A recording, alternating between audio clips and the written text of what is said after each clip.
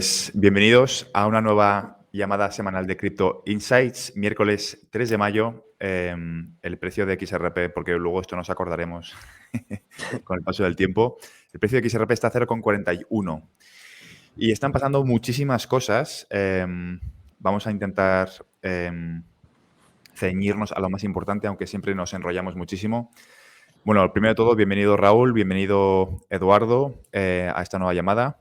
Y bueno, si queréis empezar, podemos empezar comentando lo que está pasando con los bancos. Literalmente ha pasado una semana desde la última llamada y el viernes hubo un banco que fue intervenido, fue subastado el domingo, First Republic Bank, y ahora parece que tenemos a la siguiente víctima del sistema financiero. ¿Cómo veis esto en relación a Ripple? ¿Cómo veis esto en relación a XRP? ¿Cuál es vuestra interpretación de los hechos? Desde lo que es mi punto de vista, bueno, es parte de algo que ya veíamos en el largo plazo, es decir, hace ya varios meses estábamos presenciando una caída en el sistema financiero, no solo para la parte de acciones, sino para todo el sistema financiero. Y bueno, lo interesante es que el sistema se maneja por un método que se llama fractional banking, ¿no? Que justo comentaba contigo, Fran, en donde ese sistema lo que hace es prestar el dinero prestado, ¿no? Digamos que tú como inversionista o como depositante vas al banco, depositas $1,000,000 de dólares y ese $1,000,000 solo el 10% se mantiene en el banco como una reserva y se vuelve a prestar y se vuelve a prestar y se vuelve a prestar y se presta o pues, este método se puede usar 9 veces. Entonces ese $1,000,000 acaban siendo aproximadamente 6.5 millones de dólares, de los cuales hay una pequeña reserva y de alguna manera hay una ganancia, ¿no? Por parte del banco. Supongamos que un mortgage, un bien raíz o un crédito para un bien raíz es aproximadamente la tasa de un 7%. Entonces, si consideras que antes de la pandemia la FED tenía una tasa del 2% y ahora es del 5%, bueno, ahí vemos el diferencial enorme, ¿no? Que tiene el sistema bancario y el problema enorme que tiene el sistema bancario para afrontar, ¿no? Que es básicamente la impresión de dinero. Entonces, desde mi perspectiva, bueno, vemos una posible quiebra de diferentes bancos, no solo First Republic Bank y todos los que ya quebraron, sino en un futuro más bancos debido a esto y debido a que básicamente no hay liquidez en el sistema. Exacto. No puedo estar más de acuerdo con lo que has dicho de la reserva fraccionada. ¿Y tú, Eduardo, cómo lo ves? Estas quiebras, ¿cuál es tu interpretación de los hechos? Mira, la primera cosa es decir que en ese mundo financiero, en el mundo de criptomonedas, se parece que pasan como que en una semana pasan 10 años, porque la cantidad de cosas que pasan en algunos pocos días es impresionante. Y entonces yo creo que el efecto que estamos presenciando ahora, especialmente con este colapso de los bancos, como hemos visto ayer, en un único día 4 o 5 bancos en Estados Unidos, solo nos está demostrando que el efecto que se empezó hace mucho tiempo ya con FTX y con Luna está todavía siendo víctimas. Y estoy muy de acuerdo con lo que ha dicho Raúl, porque los bancos no tienen todo este dinero, o sea, han imprimido una cantidad de dinero infinita. Literalmente pueden imprimir cuánto dinero quieran y lo utilizan para manipular la economía. Entonces, muy interesante, otro día estaba viendo un podcast, ¿no? En que el creador de este podcast quería sacar aproximadamente, yo creo que eran como $250,000, ¿no? Y esto estaba solamente porque quería enseñar este dinero en su podcast. Y cuando ha ido en el banco, ellos simplemente no tenían este dinero. O sea, ni aquí estamos hablando de una cantidad de dinero como millones de euros, estamos hablando de 250.000 y el banco no tenía. O sea, ha tenido que esperar cerca de 3 semanas y solo le han dado como 150.000. Entonces ahora vamos a multiplicar un fenómeno como este, pero generalizado en muchos bancos y claramente vemos que existe un problema muy grosso en el sistema financiero. Sí, no puedo estar más de acuerdo. De hecho, yo creo que la gente está a punto de descubrir que todo lo que los medios han estado diciendo de que las criptos son una estafa y de que los bancos son seguros, quizá nos demos cuenta de que es al revés.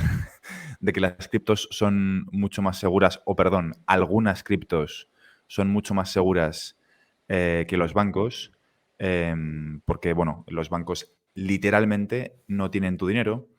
Y esto es una noticia que no ha sido cubierta en España, ¿vale? En España hay un banco que se llama Banco Santander, que tiene, básicamente financia todos los medios de comunicación y solo ha habido un medio de comunicación que se ha hecho eco de esta noticia. Y esto probablemente tú, Raúl y Eduardo, no seáis conscientes, pero para el público también que nos está escuchando, el Banco Santander es el banco más grande de España y uno de los más grandes de Europa. Pues en esos últimos 3 meses han sufrido retiradas de depósito por valor de 20.000 millones de euros. Ningún medio ha cubierto esto y con razón, porque nadie quiere ser culpable de participar en una crisis o de ser los que provocan una crisis de liquidez. La pregunta es, ¿a dónde ha ido ese dinero? Si la gente se lo queda en sus casas, porque desde luego no hay ningún otro banco que aparentemente haya reportado esos beneficios, igual que ha ocurrido con los bancos que han quebrado en Estados Unidos, los bancos regionales. Toda esa fuga de depósitos benefició, creo que fue a JP Morgan y a Citibank, si no me equivoco. Pues este dinero al parecer ha sido retirado del sistema y ningún medio lo ha cubierto. Entonces esto te demuestra lo importante del proceso que estamos viviendo, porque ningún medio lo cubre y lo frágil que es realmente el sistema. ¿Por qué? Porque lo que ha ocurrido en este caso es que es el banco más grande de España. No es el segundo o el tercero o el cuarto, es el más grande. Entonces, esto es un poco el reflejo de lo delicada que es la situación ahora mismo y que yo creo que es simplemente el inicio. Hay una gráfica muy buena que he visto esta semana, que es el número total. Es una comparativa entre el número total de activos de bancos que han quebrado por activos y luego el número total de bancos. Entonces, podías ver perfectamente en la gráfica como en el año 2008 veías que el número de los activos, el valor total de activos en 2023 ya es superior, pero lo que es diferente en relación a 2008 es que el número de bancos que ha quebrado es en términos de números de bancos, es mucho menor, pero la cantidad de dinero de bancos que han quebrado son superiores, o sea, en cuantía. Con lo cual, obviamente, desde 2008 a 2023 son 15 años, ha habido una concentración bancaria muy, muy importante, pero esto refleja simplemente lo interconectado que está mucho más en relación a 2008 el sistema financiero y lo frágil que es, porque si ya consideramos una crisis económica por volumen lo que ocurrió en 2008, en 2023 ya hemos superado ese volumen. La diferencia es que en vez de ser 17 bancos, son 3 o 4 los que han quebrado por ahora. Y son los regionales, ¿no? Entonces creo que lo mejor, lo mejor, sé que suena un poco malo dicho así, pero lo mejor está por venir en el sentido de que si sabes lo que viene, te hace ilusión y quieres abrazar el cambio, sabes que es algo positivo, que es algo necesario. Y lo digo en todos los vídeos, es una transición controlada y necesaria para optimizar el sistema financiero, que es muy ineficiente y creo que en un futuro más cercano de lo que nos pensamos vamos a ver una concentración bancaria espectacular, donde va a haber muy pocos players, bancos muy, muy grandes. JP Morgan, por ejemplo, ya tiene más de un 10% de los depósitos de Estados Unidos, un solo banco. Y creo que esto puede aumentar con el paso del tiempo, no solamente a JP Morgan, sino que quizá veamos, pues, no me extraña ver quizá 15 o 20 bancos en Estados Unidos donde se reparten todo el pastel, ¿no? Muy pocos players y donde, pues, la función del banco regional quede obsoleto, igual que ha quedado obsoleto la función de correos o la función de, pues, enviar cartas por correo, que eso obviamente ya nadie lo hace porque existe el email, ¿no? Pues creo que vamos a ver algo muy parecido y que va a ser progresivo. Creo que va a ser más progresivo de lo que pensamos. Va a haber un gota a gota, pero que este proceso ya se ha iniciado. ¿Cuándo creéis vosotros? Esto obviamente es simplemente una pregunta abierta. ¿Cuándo creéis vosotros que se puede producir el pico máximo? O sea, si tenéis que dar una ventana de oportunidad, una ventana de eventos, ¿cuándo creéis que se puede producir la quiebra de quizá algún banco sistémico del calibre de Deutsche Bank o Bank of America o JP Morgan, algún banco tipo Citibank o UBS? em, ¿Tenéis alguna fecha en mente donde podamos ver no ya bancos regionales pequeños, sino un banco grande? Yo creo que una fecha importante va a ser el 1 de junio. Aquí, bueno, es como una cadena de eventos, ¿no? Esa fecha Estados Unidos tiene para resolver el techo de la deuda, ¿no? Es decir, si continúa imprimiendo dinero o si para su impresión de dinero y cae en un impago.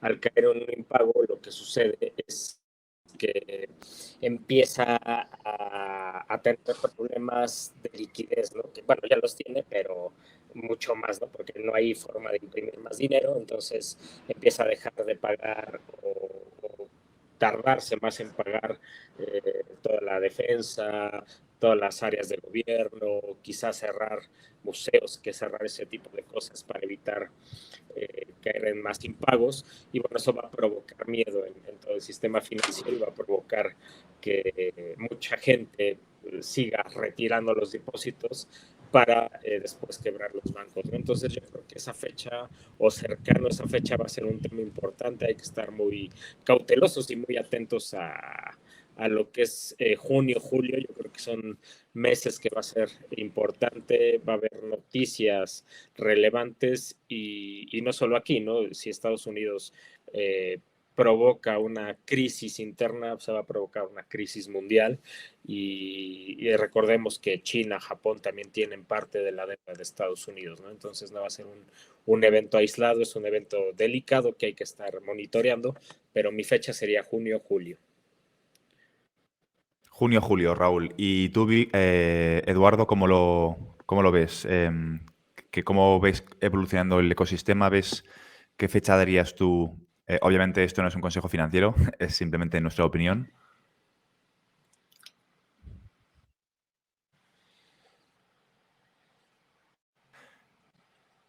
Te escuchamos, sí. Sí.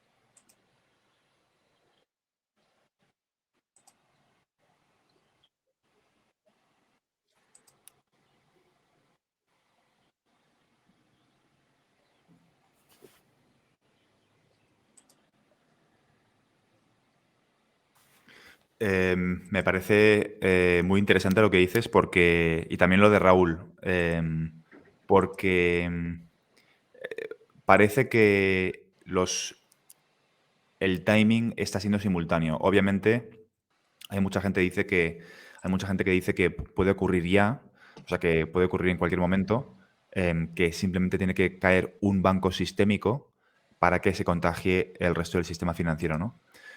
Pero yo creo que antes de ver eso, los bancos se quieren comer todo el pastel. Entonces, yo creo que lo que estamos viendo ahora es la etapa previa. Obviamente no sé cómo va a ser el proceso exactamente, pero yo lo veo ocurriendo de la siguiente forma. Y es que primero los bancos se van a comer todo el pastel. Van a coger y van a decir, oye, nos vamos a comer a todos los bancos pequeños, va a haber un puñado de bancos, y cuando los bancos se hayan consolidado, cuando haya pocos players, al estilo que ocurre con el sector del automóvil, que ahora mismo hay 4 o 5 players y hace 100 años había 5.000 empresas en Estados Unidos que se dedicaban a la producción de automóviles, cuando haya pocos, quizás sea cuando veamos un contagio, ¿no? Obviamente el orden de acontecimientos lo desconozco. Espero que sobrevivan más bancos para, para en general, creo que puede ser beneficioso, pero también entiendo que pues hay cosas que desconozco del proceso, que me falta información y que siempre se aprende de forma continua y que, bueno, esto en el tiempo, ¿cómo se puede alargar? Pues yo estoy entre lo que dice Raúl y lo que dices tú, Eduardo, que es entre 2023, 2024, quizá no 2025, porque 2025 ya me parece muy lejos. Creo que entre otoño 2023 y principios de 2024 podemos ver depende del ritmo al que vayan quebrando los bancos. También estoy de acuerdo en que va a ser exponencial, es decir, estamos viendo como cada vez pasa menos tiempo entre una quiebra y la siguiente, ¿no? Hace 6 meses fue FTX, ahora ya se ha contagiado el sistema financiero tradicional y estamos viendo como los puntos entre evento y evento cada vez son más cortos. Con lo cual, si esto se acelera y se produce una progresión exponencial, no llegamos a 2025 ni de lejos. O sea, se produce mucho antes. El tema está en que, bueno, no sabemos cómo puede ser el proceso y cuánto pueden estirar el chicle, ¿no? Lo que está claro es que el actual sistema financiero está muerto, es un cadáver andante, sigue en marcha porque lo están manteniendo a base de sustancias artificiales, pero que no le queda demasiado tiempo de vida. Entonces, esa vida puede ser meses o pueden ser como mucho un par de años. Pero sí que es verdad que es una fecha muy importante desde el punto de vista de la implementación de ISO 20022 y desde el punto de vista sí, básicamente por ISO 20022 porque es en noviembre de 2025 termina la migración, ¿no? Con lo cual van a ser, desde luego, 2 años muy interesantes por delante, que además, otra noticia que quería comentar con vosotros es el hecho de que China ya ha anunciado que quieren empezar a usar el yuan digital, el CBDC chino, para pagos transfronterizos.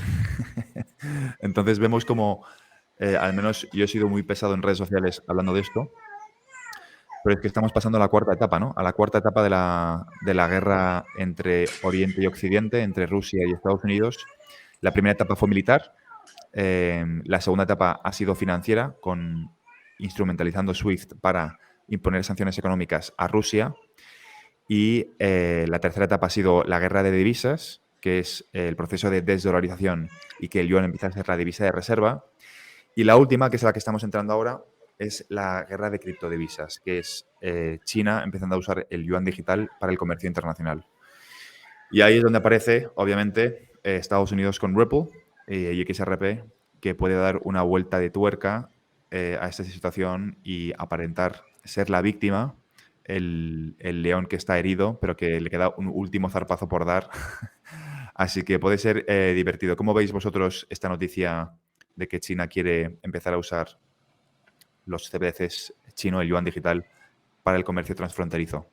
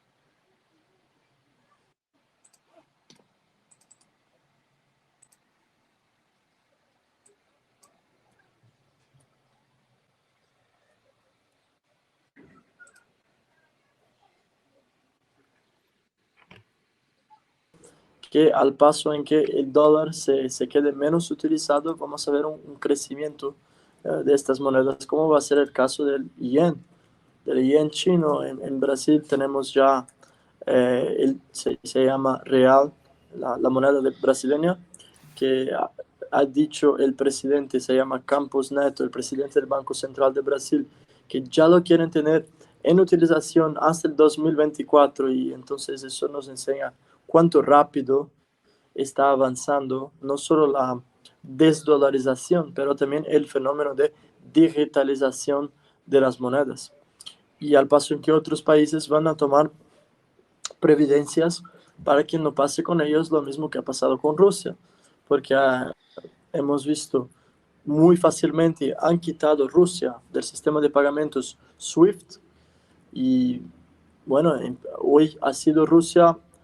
Se van a cuestionar, por ejemplo, países como India, países como Brasil, ¿por qué no? Que tienen divergencias políticas con Estados Unidos. Y bueno, ayer ha sido la Rusia, mañana ¿qué va a ser? Va a ser yo. Entonces vamos a tomar previdencias y vamos a abandonar el dólar americano. Y bueno, ¿qué piensas tú, Raúl? Muy alineado con ustedes, y creo que todo viene desde un poco 2020, la historia, ¿no? En donde Estados Unidos usó su propia moneda, el sistema SWIFT, como arma para atacar a Rusia y otros países del bloque BRICS, y ahora el bloque BRICS saca su moneda digital.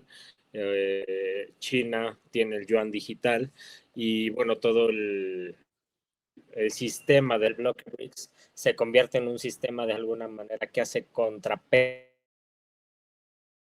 y países que no veíamos antes se volteaban a ver a otros sistemas que no fuera el dólar, lo están haciendo. ¿Y por qué lo están haciendo? Porque ya les causa una duda, ¿no?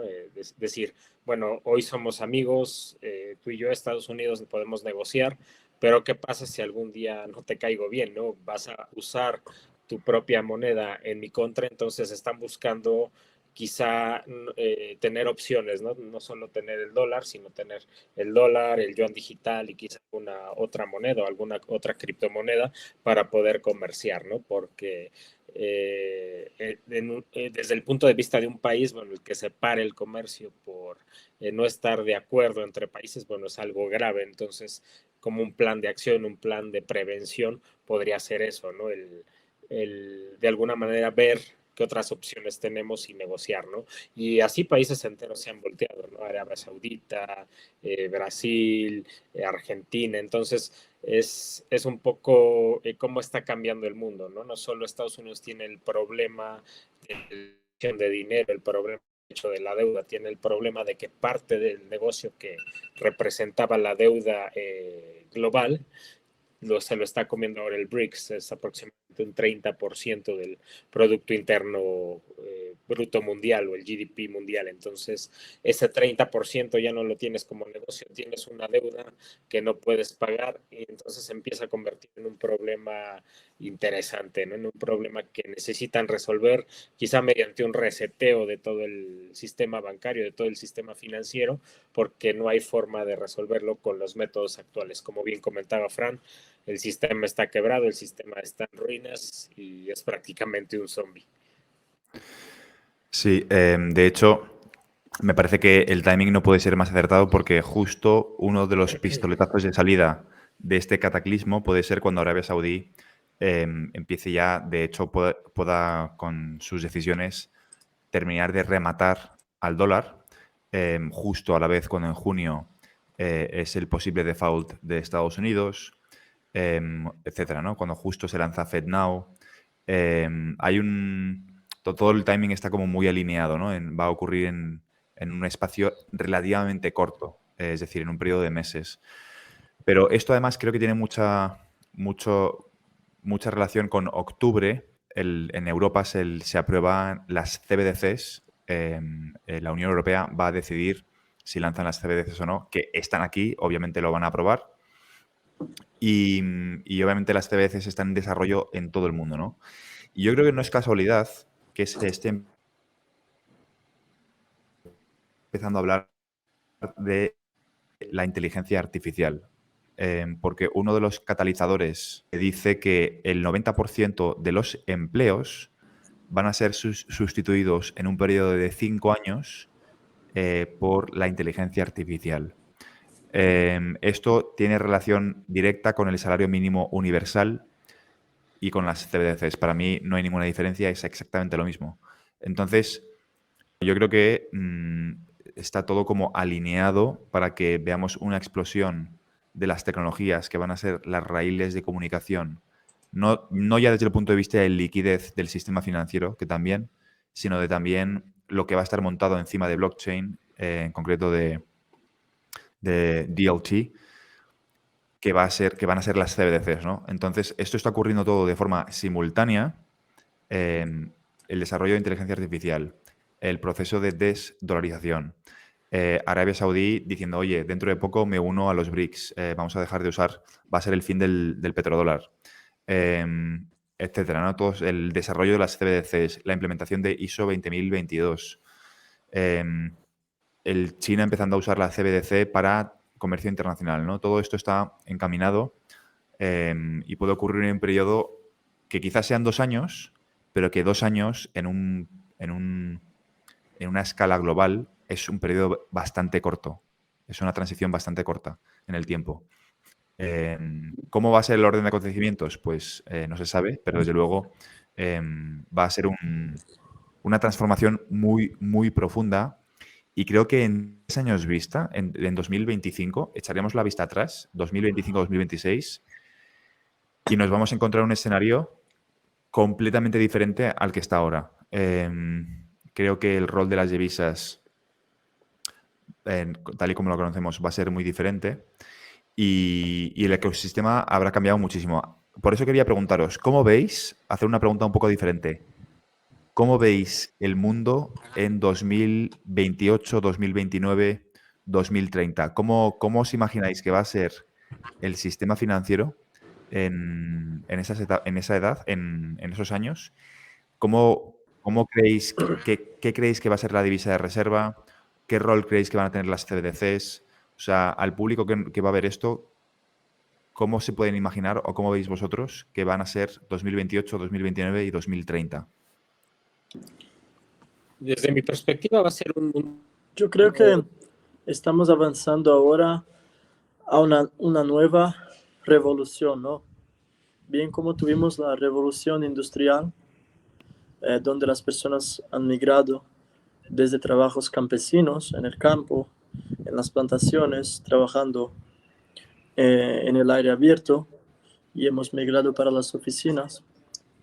Ahora vamos a tener un cambio muy grande en la estructura social y que puede ser positivo o puede ser negativo. Eso va a depender de la conducta de cada uno de nosotros para que tomemos responsabilidad pues, por nuestra vida, por nuestras finanzas, por nuestro comportamiento. ¿Y por qué estoy diciendo esto? Empieza con los... Hay mucha gente que tiene miedo a los Central Banks Digital Currencies, que son los CBDCs. Y también tenemos una revolución de inteligencia artificial ahora que va amenazando muchos trabajos. O sea, yo no pienso que, como has dicho, Francisco, 2028, 2029, muchos de los trabajos que conocemos hoy van a seguir existiendo. Yo creo que van a ser cosas del pasado. Hay muchos ejemplos, ¿no? O sea, agencias de marketing. No sé si os habéis fijado, pero en mi opinión se han quedado para atrás. Hoy, quien hace el marketing son los creadores de contenido, por ejemplo. Pero eso va a seguir en muchas áreas. Tenemos hoy inteligencias artificiales que están sustituyendo muchísimo el trabajo humano y van a tener muchas personas que van a perder su trabajo. Esa es la realidad. Uh, lo que queda, el mensaje que quiero dejar a las personas que están escuchando este video es que, en mi opinión, en los tiempos que estamos viviendo hay dos opciones. O tú vas a practicar lo que yo llamo self-governance, que estaría para que tú seas tu gobierno, ¿no? O vas a ser gobernado. Tienes dos opciones. Tienes adelante tuyo ahora todas las informaciones necesarias para que tomes decisiones adelantadas, para que puedas hacer tus inversiones, para que puedas saber cuáles trabajos en 2028 van a seguir existiendo, para que puedas tomar tus decisiones educacionales, o puedes ignorar todo lo que está pasando y seguir usando el móvil como un consumidor, como una persona que está simplemente mirando contenido, pero no está teniendo un verdadero aprendizaje, no se está preparando para el futuro, no está comprando, por ejemplo, algunas de las criptomonedas, las cuales van a tener un papel muy importante en el nuevo sistema financiero. Entonces, en mi opinión, el mundo va a ser completamente diferente. Pero no estoy aquí para decir que los CBDCs van a ser buenos o malos. Estoy solo dando un ejemplo que hoy el principio de self-governance que he hablado es tan fuerte que podemos hasta quedarnos como si fuéramos nuestro propio banco. Hoy tenemos toda la posibilidad con Interledger, con On-Demand Liquidity, con todas esas herramientas a nuestra disposición. ¿Y vosotros cómo veis el mundo en 2028, 29 y 30? Desde mi perspectiva, digo, de acuerdo, el mundo va a cambiar, creo que es parte de lo que vivimos, ¿no? En años previos, ¿no? La revolución industrial. Raúl, ¿me escuchas? Francisco. Sí, yo Sí, sí, escucho. te escuchamos. Raúl, no sé si lo perdemos. Está ¿Me un poco escuchas, Fran? entrecortado, Raúl. ¿Me escuchas ahora? Ahora sí. Ok. Les decía, yo creo que vienen cambios importantes, ¿no? Cambios como la revolución industrial, ahora es una revolución tecnológica en donde incluimos la inteligencia artificial, que como bien dice Eduardo, va a reemplazar muchas de las actividades que ya existen, ¿no? Como bien decía, un creador de contenido ya hace marketing o su marketing por medio de todas las herramientas que se tienen, ¿no? Y tomando en cuenta eso y tomando en cuenta una vida que correrá en el blockchain con herramientas de este tipo, herramientas tecnológicas importantes, creo que va a cambiar todo, ¿no? Viene la web 3. Yo a Raúl no lo escucho, no sé por qué. Viene la web 3 en donde tú monetizas todo lo que creas, tú monetizas todo el contenido. Entonces, toda esa parte de creación, toda esa parte que nosotros estábamos acostumbrados en la vida pasada, bueno, va a dejar de existir un poco, va a cambiar y se va de alguna manera transformar en otras cosas, ¿no? Entonces creo que vienen cambios bastante importantes y como dice Eduardo, ¿no? Hay que estar preparados financieramente, intelectualmente para afrontarlos y para adaptarse a esos cambios, que es lo importante, ¿no? La adaptación a lo que venga nuevo. Estoy muy de acuerdo. Creo que lo que vamos a ver va a ser de ciencia ficción. Si lo tengo que resumir, lo resumiría de la siguiente forma. Y es que hace 200 años la riqueza estaba concentrada en los que tenían tierras, aristocracia, ¿no? Tenías tierras, luego viene la revolución industrial y toda esa riqueza pasa a manos de los que están a cargo de las fábricas, los que producen bienes. Se crea la burguesía. Y después de eso es la tercera ola, que es la que hemos visto en la era de .com, que es los que están a cargo de los datos, de la información. Facebook, Instagram, Amazon, si miras la lista Forbes, los 10 más ricos están en el sector de Internet en una proporción elevadísima. Obviamente sigue habiendo modelos de negocio que son súper importantes, como es la energía, el petróleo, etcétera, pero se genera una nueva ola de riqueza con Internet y con la gestión de datos. Y creo que la cuarta ola va a ser Web3, va a ser blockchain o DLT. No es que lo crea, es que lo va a ser. Está siendo se está construyendo y estamos en mitad de esa transición donde vas a tener que estar con tu foco puesto en la descentralización de absolutamente todo. Es decir, no solamente del sistema financiero, sino en la tokenización de bienes inmuebles. Y esto lo que va a provocar es literalmente que no va a haber clase media, se van a cargar a la clase media. De hecho, hoy leía un artículo donde se explicaba que cada vez se está cerrando el grifo a las hipotecas, que cada vez se conceden menos hipotecas porque obviamente es más difícil acceder a esas condiciones. No solamente eso, sino que vamos a relación de que no va a haber clase media porque la percepción de la riqueza está cambiando. Esto lo hablé el sábado con un chico que vino a la quedada en Madrid del XRP Ledger. Claro, la gente hoy en día considera que ganar 3.000 euros al mes es un buen salario, pero con 3.000 euros al mes no mantienes a una familia de 5 hijos, donde tu mujer no trabaje y donde puedas tener una vida más o menos tranquila. Hace 70 años, tú con el salario de una persona de clase media podías tener tranquilamente a 6 o 7 personas viviendo de un solo sueldo de clase media, tu mujer estaba en casa y tenías 4 o 5 hijos. Hoy en día, esto con un sueldo de 3.000 euros es imposible, ¿vale? Solamente por el alquiler. Con lo cual, la percepción de lo que es ser rico, ser clase media y ser pobre ha cambiado muchísimo. Es más, la gente no lo tiene ni siquiera claro hoy en día. Y creo que va a haber 3 categorías de riqueza. La clase lo que ahora se considera ser rico va a pasar a ser clase media, es decir, vas a tener una categoría de millonarios, ¿vale? ¿Por qué digo millonarios? Porque ahora un piso normal en cualquier ciudad pequeña, en Madrid o en Barcelona, cualquier piso normal que tenga cara y ojos te vale 1 millón de euros, ¿vale? Y eso no es ser rico, eso es tener un piso en propiedad en una ciudad como Madrid y Barcelona no debería ser de clase alta, debería ser de clase media, con lo cual lo que ha cambiado es el poder adquisitivo de la población.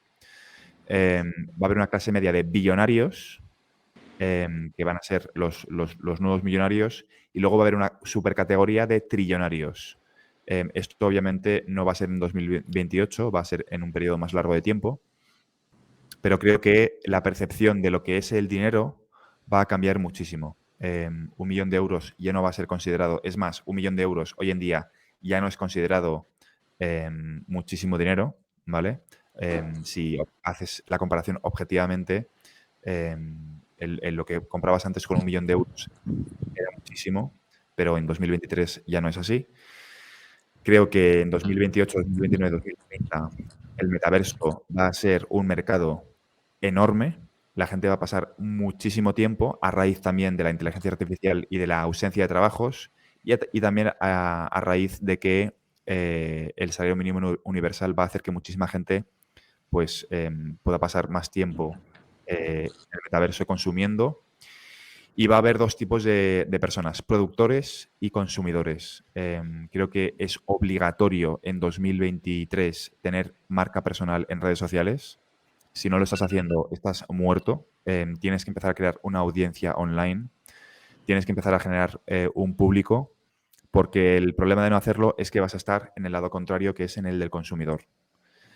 Nunca ha sido tan fácil hacerlo y creo que esto se va a entender con muchísima más claridad cuando el metaverso sea más grande. Ya es evidente en 2023, aún así hay mucha gente que no termina de entender esto de las redes sociales, que dicen, bueno, esto tampoco, igual no tiene mucho recorrido, pero cuando las siguientes generaciones entren al mercado con poder adquisitivo, se va a ver muchísimo la diferencia y va a crecer todavía más todo lo digital, ¿no?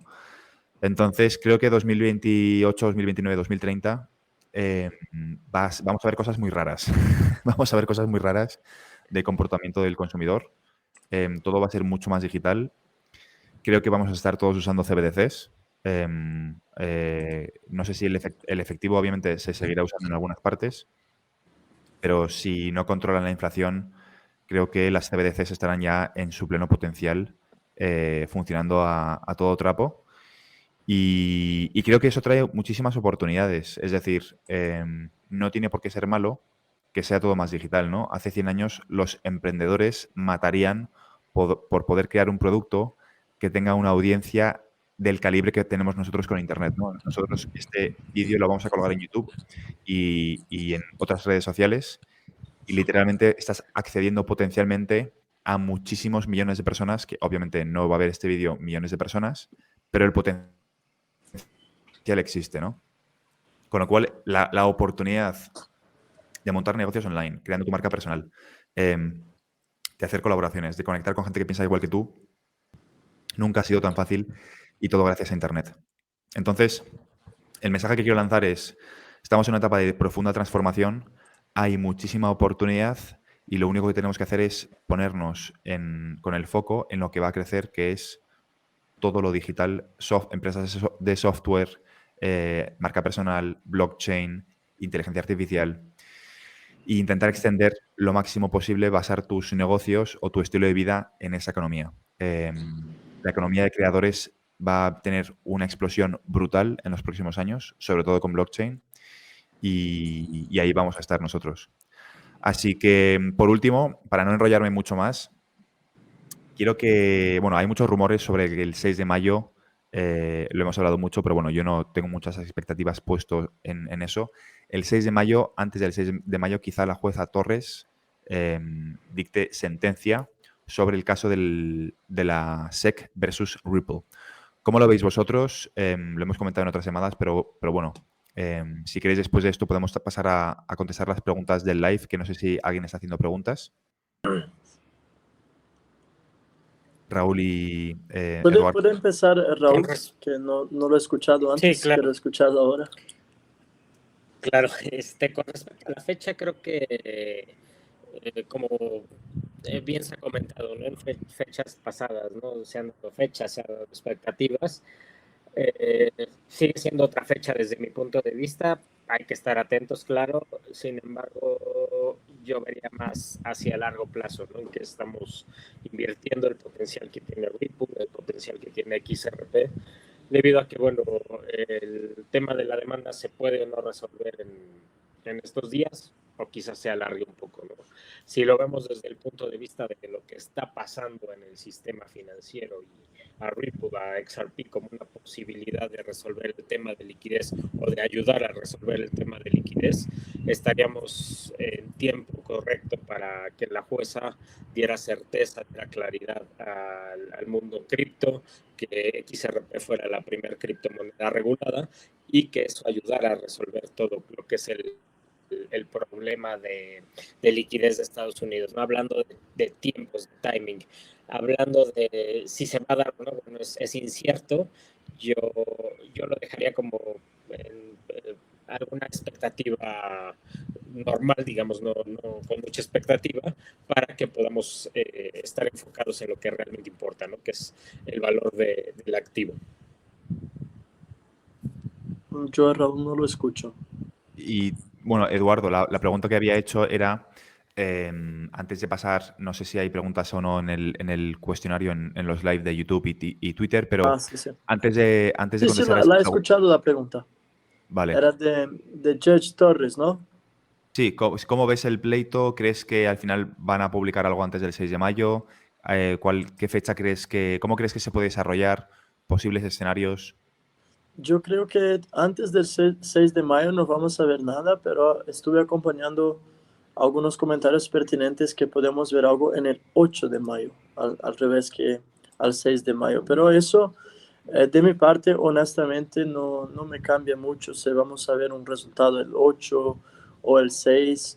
Lo que interesa es que vamos por el camino cierto y que eso, como hemos dicho muchas veces, es un teatro político.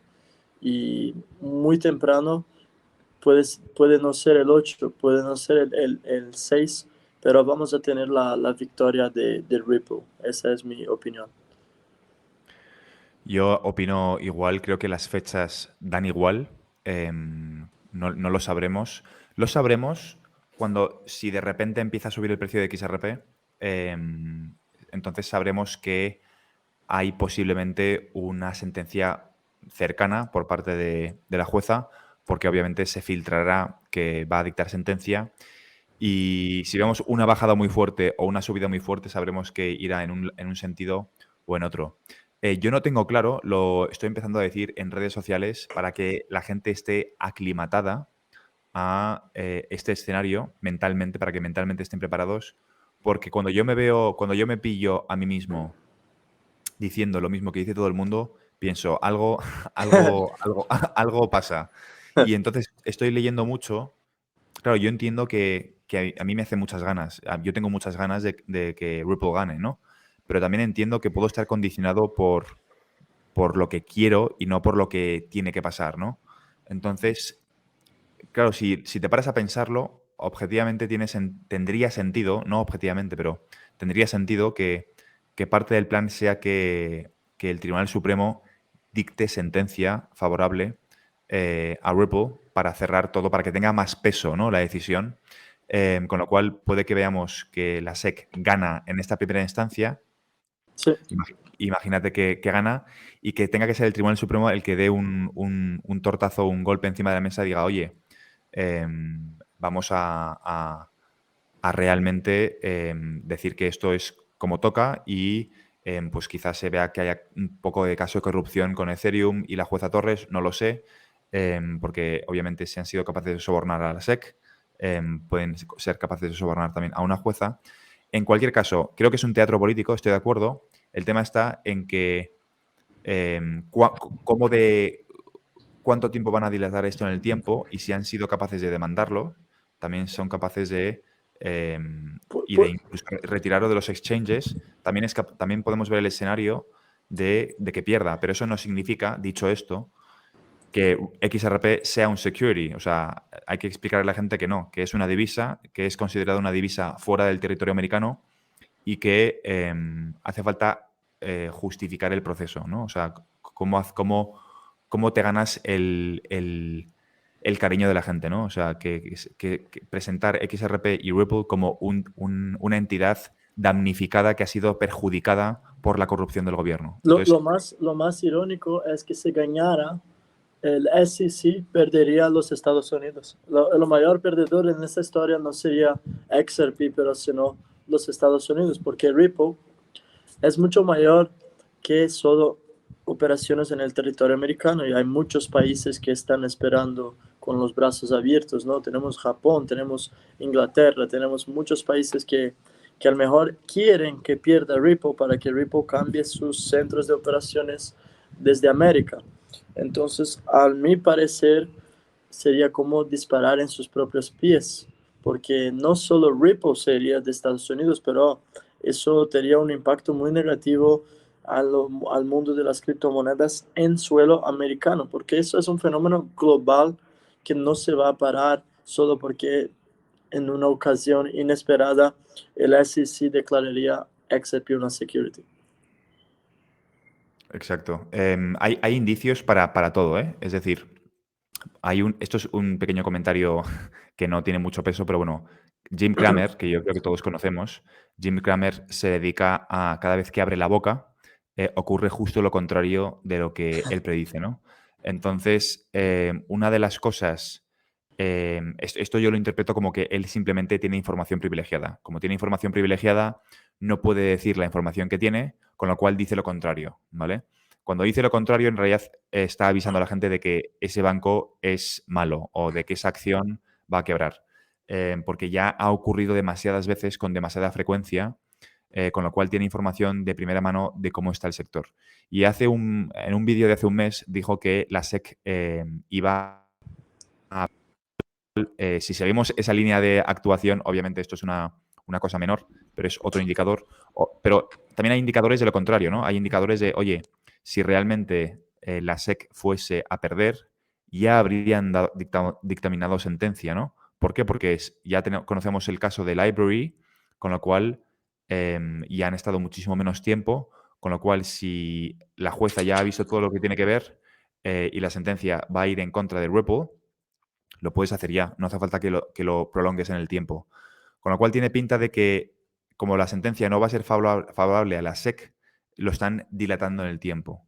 En cualquier caso, yo lo que quiero es que la gente mantenga una mente abierta ante lo que pueda ocurrir, porque va a haber muchas personas que vendan sus XRP, por desgracia, si la SEC gana, por no entender lo que está pasando. Entonces creo que es importante explicar bien que el escenario puede ocurrir, que no pasa nada, que XRP va a seguir siendo una divisa en todo el mundo y que puede que incluso veamos escenarios como salió la noticia la semana pasada, escenarios en el que Ripple abandona Estados Unidos, que sería un tiro en el pie y sería un tiro para no solamente Ripple y XRP, sino para todo el ecosistema, porque Coinbase ya está incluso amenazando con irse de Estados Unidos. No sé si llegaremos a ese extremo, espero que no, por el bien de Estados Unidos, porque dejarían escapar una de las mejores oportunidades de la historia, literalmente. O sea, dejar que Ripple se vaya de Estados Unidos sería un error brutal. Sería como dejar escapar a Facebook o Amazon o Twitter o, bueno, una empresa de este calibre, ¿no?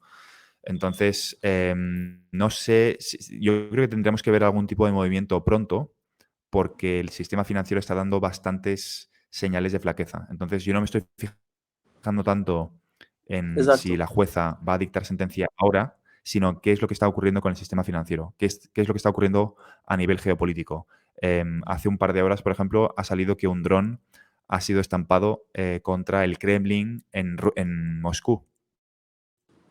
Con lo cual, esto es otra pieza de tensión internacional que está escalando y que, bueno, muestra un poco que la posible invasión de Taiwán, ¿no? Yo me fijo más en lo que ocurre a nivel internacional por la escalada de tensión que puede haber, más que en cuándo la jueza va a dictar sentencia, porque hace falta una excusa a nivel internacional que justifique, y esto es lo importante, que justifique la crisis financiera. La crisis financiera no van a reconocer que ha sido culpa de los bancos, van a echarle la culpa a cualquier factor externo, puede ser Putin, puede ser un ciberataque de Putin, puede ser el calentamiento global o cualquier tipo de evento geopolítico que cubra sus errores.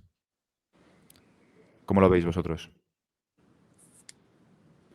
Sí, estoy de acuerdo. Creo que hay muchos distractores, como ya lo habíamos comentado, que van a estar en el sistema, que van a estar bombardeándonos en las noticias. Vamos a ver la guerra de Rusia, el tema económico, pero visto desde una perspectiva catastrófica, el tema de vas a perder todos tus ahorros, vas a perder todo el dinero.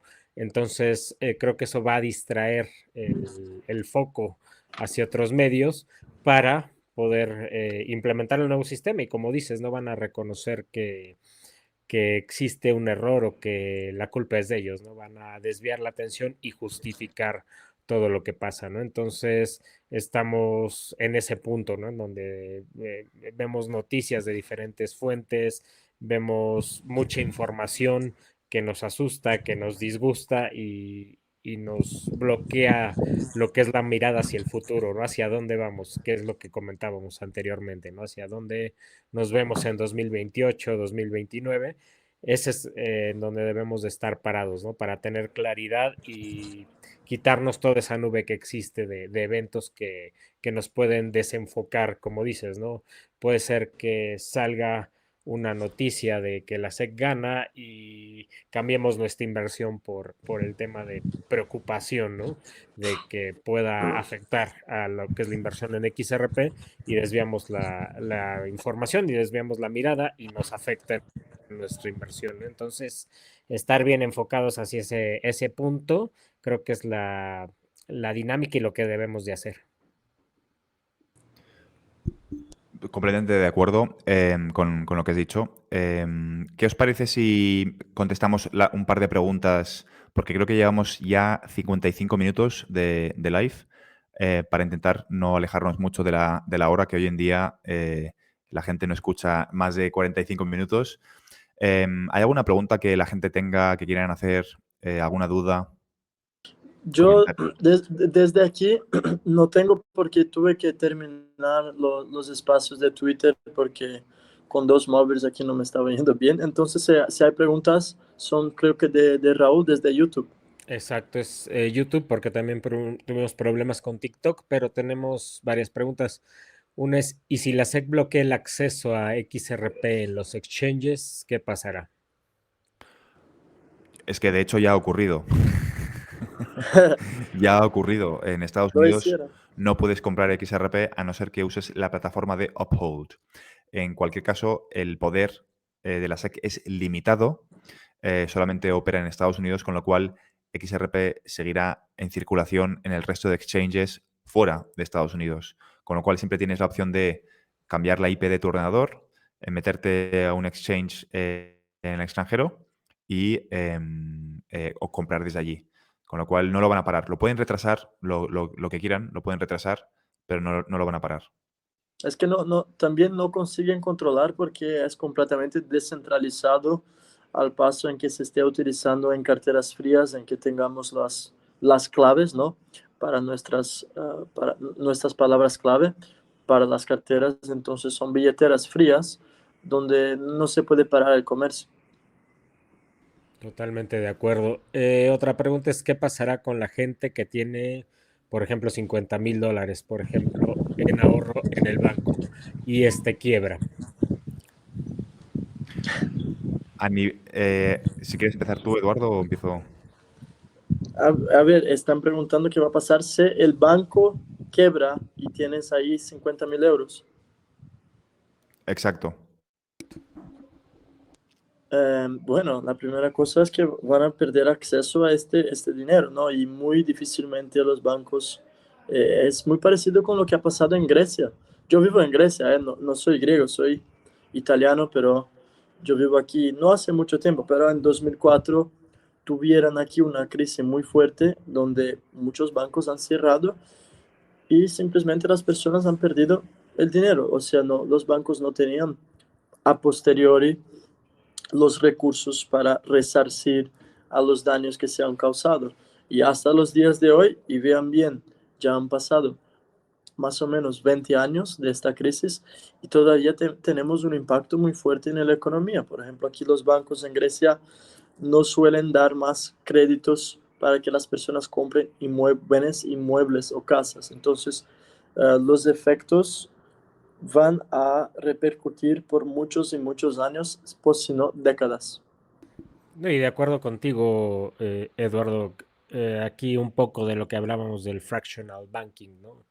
El banco, digamos que tú le prestaste o la economía le prestó $1,000,000 y se produjeron $6,000,000, 6,5 millones de dólares de impresión de dinero, ¿no? Pero solo va a tener aproximadamente $600,000 para cubrir ese depósito de $6,000,000, ¿no? Claro. Es decir, un 9%, ¿no? Entonces, hablando de un tema en donde todos los depositantes van a querer su dinero o van a querer acceder a él, el banco está imposibilitado en poder resarcir ese daño o regresar el dinero a los depositantes.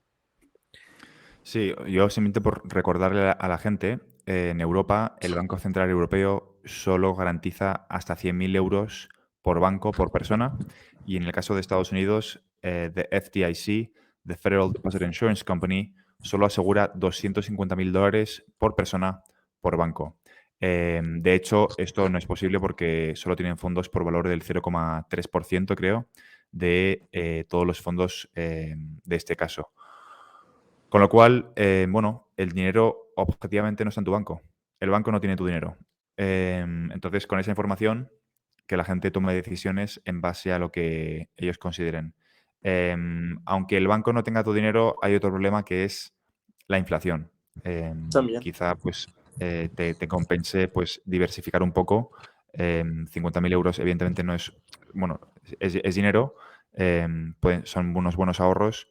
Puedes permitirte pagar la entrada de una casa en una ciudad mediana o pequeña, en una ciudad dormitorio, obviamente en una ciudad grande no, pero bueno, hay otras formas de mantener tu poder adquisitivo, pues ya puede ser a través de bienes inmuebles, a través de oro y plata Yo físicos. solo, perdona interrumpir, Francisco, solo un ejemplo muy claro. Yo estoy en Grecia porque vine a diversificar mis inversiones y vine aquí por inmobiliario, por las casas, justamente porque tuvieron esta crisis en 2004. Entonces el precio inmobiliario aquí no es inflacionado como en las otras capitales europeas, y aquí todavía con 50.000 euros uno puede comprar un piso. Entonces es solo un ejemplo, o sea, no estoy dando ningún consejo financiero, estoy simplemente aplicando lo que hice, lo que estoy haciendo yo en Grecia, ¿no? Creo que tenía sentido. Sí, completamente Excelente, de acuerdo también. La siguiente pregunta es, ¿ustedes creen que con el fallo a favor todas las monedas que están en el ISO 222 aumenten su valor? Creo que el aumento de valor vendrá por la utilidad, no por el fallo el aumento de valor real. Es decir, puede que veamos un aumento en el valor de XRP por mera especulación, ¿vale? Por un bull run especulativo, porque la gente ve que es el primer activo digital con claridad regulatoria, pero el aumento del valor que estoy buscando yo realmente es el de utilidad, que es lo que no hemos visto aún en el sector de las criptos, que es lo que vamos a ver en los próximos meses y años.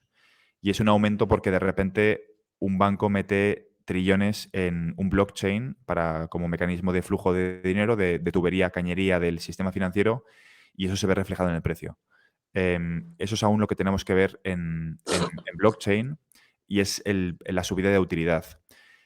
Si sube porque hay una sentencia favorable y no hay utilidad detrás, es probable que vuelva a bajar.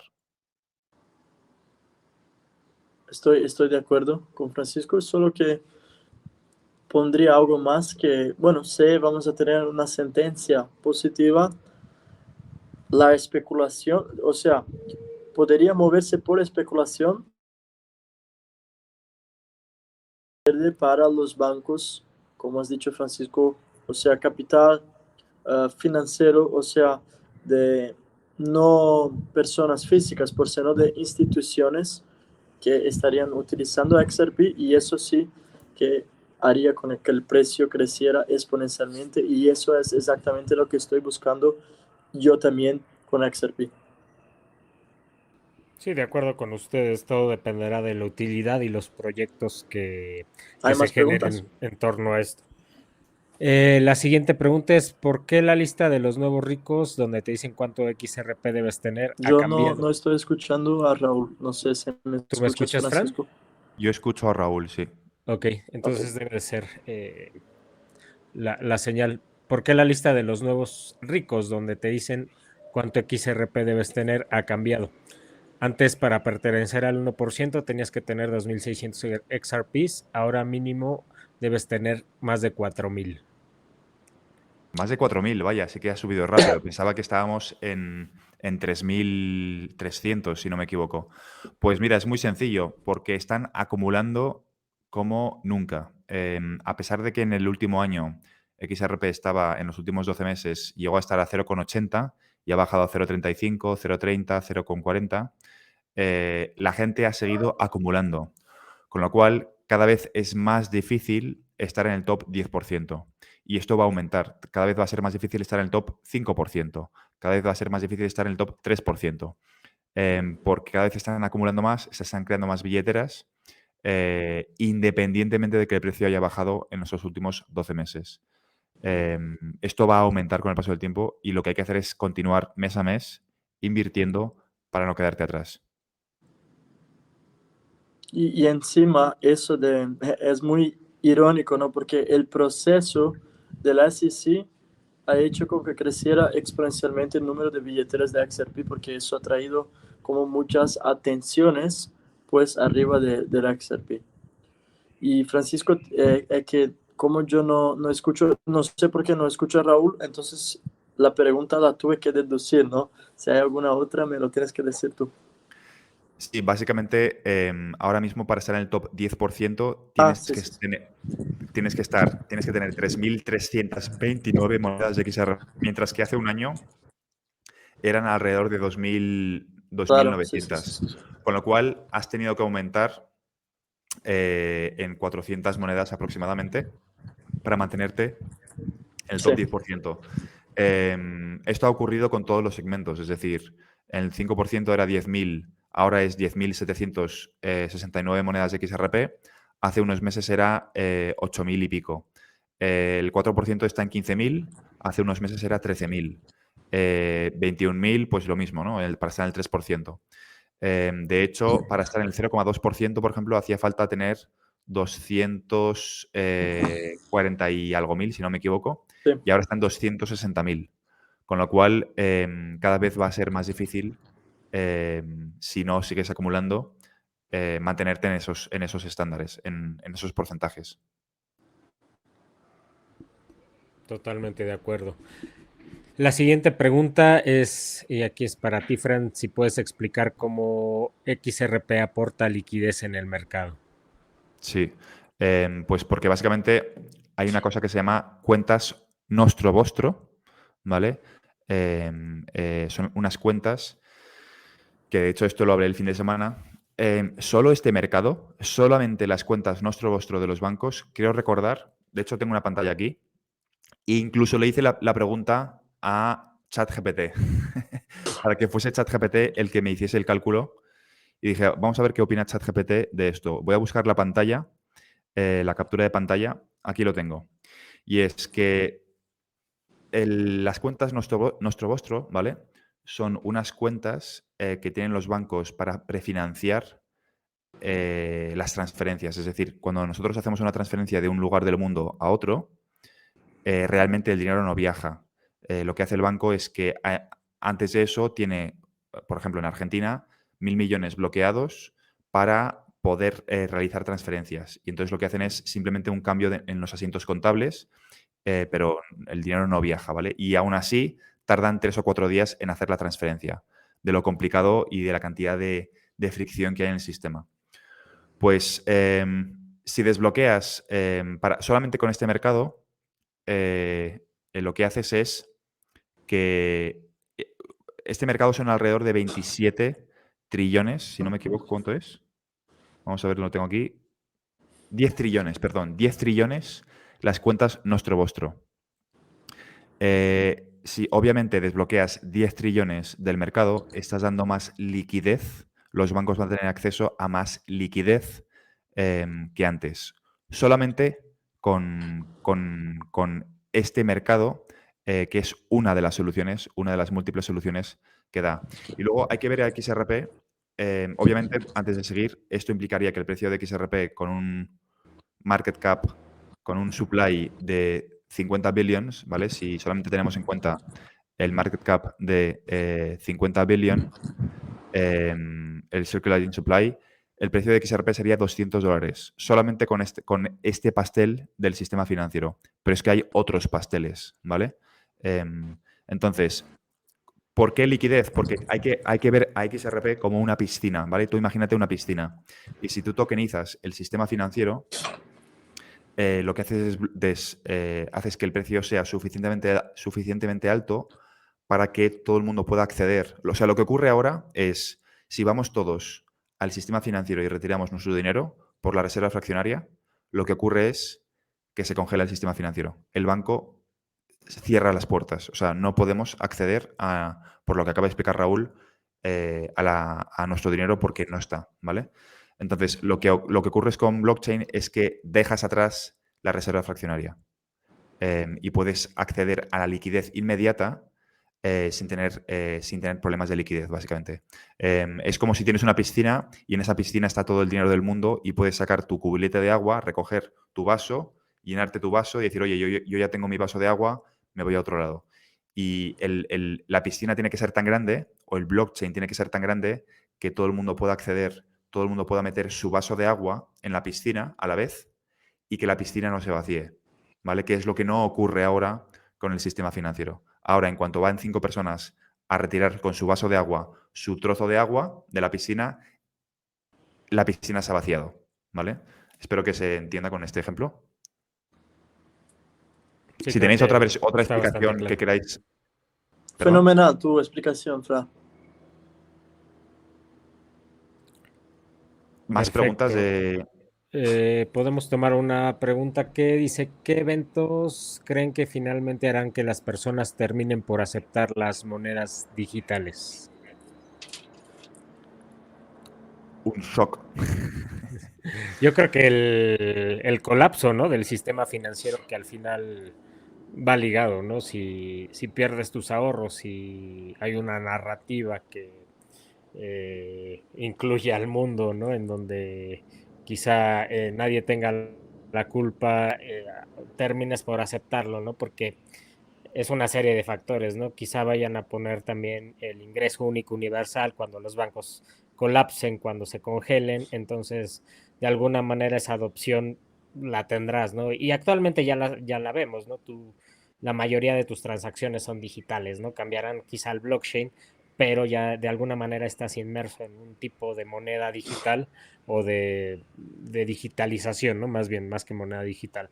Ahora lo que van a cambiar es que uses las monedas digitales en vez de las fiduciarias o el papel, ¿no? Entonces, desde mi punto de vista, ese colapso financiero, esa problemática que existe actualmente, hará que muchos migren a esa nueva plataforma. Pues, el proceso exactamente no sé cómo va a ser, pero Rosy Ríos está saliendo en público diciendo que una de las cosas que más cuesta, y estoy de acuerdo con ella, porque si sabes de marketing, sabes que esto es así, una de las cosas que más cuesta es cambiar el comportamiento del consumidor. Y la forma en que cambias el comportamiento del consumidor de la forma más eficiente es con dolor y con un shock. Ella está repitiendo mucho la palabra: el sistema necesita un shock, o necesitas un shock en el consumidor para cambiar el comportamiento. Algo del estilo de lo que ha ocurrido estos últimos años, pues con la enfermedad que ha invadido el mundo, ¿no? Entonces, pueden ser varias cosas. Una de ellas es una hiperinflación. Si se produce una hiperinflación, las CBDCs van a estar más justificadas que nunca. Lo van a tener muy fácil. Otra es que congelen el sistema financiero o congelen el antiguo sistema financiero porque hay un ciberataque o porque hay una crisis de liquidez o por lo que sea, y se abandone todo el sistema contable antiguo y se empiece uno nuevo, donde te van a estar dando CBDCs. No vas a tener acceso o no vas a tener tanto acceso al antiguo sistema financiero, y te van a obligar a convertirlo a una divisa digital, porque los bancos han perdido tu dinero o no lo han gestionado bien. Entonces, el Estado se presentará y dirá: oye, el banco ha perdido tu dinero, pero si tenías 100.000 euros, te vamos a dar 30.000 en CBDCs. Con lo cual, esa es una opción. Y la última opción es que literalmente te lo regalen. Te regalen el dinero con el salario mínimo universal. Con lo cual, no es muy complicado hacer que la gente empiece a usar dinero digital. La pregunta es qué mecanismo de todas estas palancas van a usar. Y eso se me ocurre a mí, pues imagínate a ellos las opciones que tienen para modificar el comportamiento del consumidor. Totalmente de acuerdo. Y si quieren, vamos a tomar una última pregunta para que no se alargue tanto el live. Bitcoin son como 19 millones de monedas. XRP son como 100.000 millones. La proporción es extensa. En base a esta proporción, ¿cuánto puede llegar a valer XRP en 10 años? Pues yo voy a contestar diciendo lo que digo siempre, y es que la gente se tiene que olvidar del precio. Sé que no es lo que la gente quiere oír, pero la gente lo que tiene que hacer es entender el antiguo sistema financiero, el nuevo, estudiarlo, y voy a poner el ejemplo de Amazon. si tú invertías en Amazon en el año 2000, cuando la acción valía $10, desde $10 bajó a $1 y vendiste porque no entendías lo disruptivo que era su modelo de negocio, y que luego iba a venir Amazon Web Services, etcétera. Es decir, antes que fijarte en el precio, intenta entender cómo va a cambiar el mercado en los próximos 5 o 10 años. Por eso he hecho la pregunta de 2008, 2028, 2029, 2030. Que la gente entienda cómo va a cambiar el comportamiento del consumidor, que la gente entienda cómo va a ser, cuál va a ser el rol de los bancos en el futuro. Y cuanto más entiendas eso, más te va a dar igual el precio de XRP. Lo que vas a estar haciendo es simplemente acumular a largo plazo, y ya está. Especialmente, perdona si te interrumpo, Francisco. El precio es importante para quién? Para los traders. A no ser que uno sea un trader, se vas a comprar XRP en 39 céntimos, 41, 46, lo que sea. Eso no interesa, especialmente si estás comprando como a lo largo de algunos meses, si lo estás acumulando, vas a tener diferentes entradas y vas a mirar, como has dicho bien, en 5 años, usted va a mirar para atrás y no va a pensar, pues yo compré a 45, a 40 o a 39 céntimos. Eso no va a hacer diferencia. Imagina que en el futuro tengamos, no sé, voy a dar un ejemplo, que llegue a $50, que es una predicción, en mi opinión, conservativa, porque por todo el potencial que tiene XRP, o sea, tú no te vas a pensar, pues yo en 2023 he comprado a 39 o a 40, entonces estoy de acuerdo contigo, no hay que fijarse en el precio, hay simplemente que fijarse en la utilidad. Y simplemente para terminar lo que he dicho, Amazon, cuando empezó Amazon nadie sabía, y creo que esto es muy importante lo que voy a decir ahora, cuando se hacían las predicciones del precio de la acción de Amazon en el año 2000, el comportamiento del consumidor estaba basado, o las predicciones estaban basadas en que iba a haber un ordenador por vivienda. Uno, no dos. Ahora, en 2023, hemos entendido que en 2007 se inventó el iPhone, el teléfono inteligente, que existe la tableta y que existen las televisiones inteligentes conectadas a Internet. Con lo cual, Amazon ha pasado de estar en un dispositivo por vivienda en el año 2000 a estar en 4 dispositivos por persona por vivienda. Es decir, si hay 3 personas viviendo en una vivienda y cada uno tiene su teléfono personal, el teléfono del trabajo, tu tableta, tu ordenador personal, el ordenador del trabajo, más tu televisión, estamos hablando de casi 6 dispositivos por persona. Multiplica eso por 3, estamos hablando de 18 dispositivos en los cuales Amazon no contaba con estar en el año 2000. Lo mismo va a ocurrir con blockchain, lo mismo va a ocurrir con el metaverso, lo mismo va a ocurrir con el salario mínimo universal, con las CBDCs, hay que pensar en todos los posibles usos que va a tener eso en el futuro, entender cómo va a ser el mundo dentro de 10 años, y si entiendes eso, te va a dar igual el precio. Sí, de acuerdo con ustedes, creo que como bien dice Eduardo, ¿no? El ver el precio que si cambia de 40 centavos a $1 es más hacia un trader de corto plazo, ¿no? Un daily trader, un swing trader, pero si hablamos de ya una inversión que vas a hacer en una tecnología a largo plazo, como bien comentas, Fran, un Amazon, un Apple, tarda en procesarse, ¿no? Tarda un tiempo en su madurez, en que lleguen los proyectos, en que se adopte la tecnología.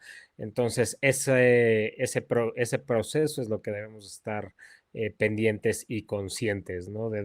Hacia dónde vamos, más que los cortos movimientos, ¿no? Sí aprovechar movimientos cortos, quizá para hacer un day trading con alguna porción del portafolio para aprovechar las subidas y bajadas, pero con la mira de acumular hacia futuro para una inversión más en forma, ¿no? Que es lo que estamos buscando con XRP y como bien comentas, ¿no? Es más que fijarnos en el precio, nosotros nos fijamos en toda la utilidad que tiene para el sistema financiero y para aportar liquidez al sistema.